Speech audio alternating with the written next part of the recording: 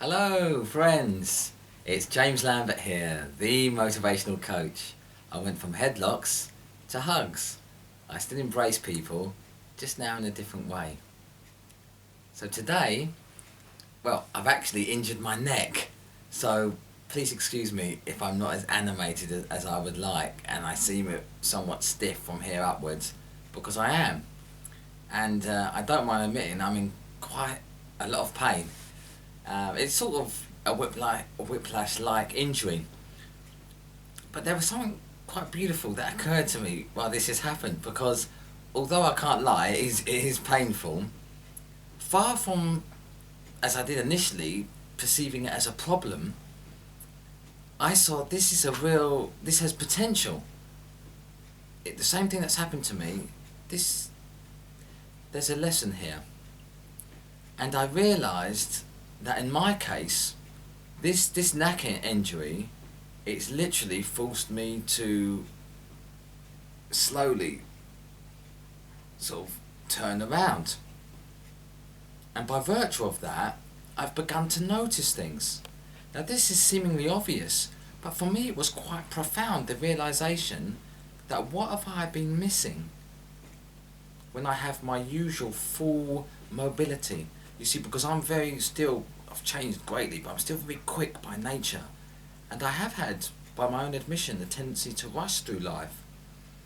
And as I say, although that's changed quite profoundly, that was still a part of my life. The tendency to rush, quite simply.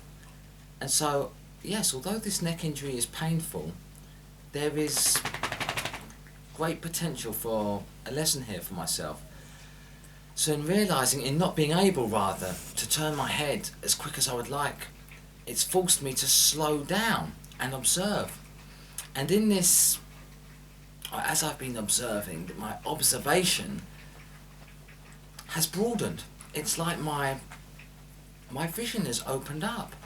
So before, if you had asked me, what are you missing out on? My eyes are working visually, I would have said nothing. And yet I've realised quite the opposite. I've been missing everything. And it's been very humbling, but in actually slowing down, it made me think, maybe in other areas, what have I been missing out on in life? And again, not in a sad way or an unpleasant way, but just, as I say, just being forced, in my case, to slow down. But it's brought me great peace of mind and increased contentment. So I just encourage you, friends, if you're rushing, hurtling through life, they call it like the dash between being born and in the grave.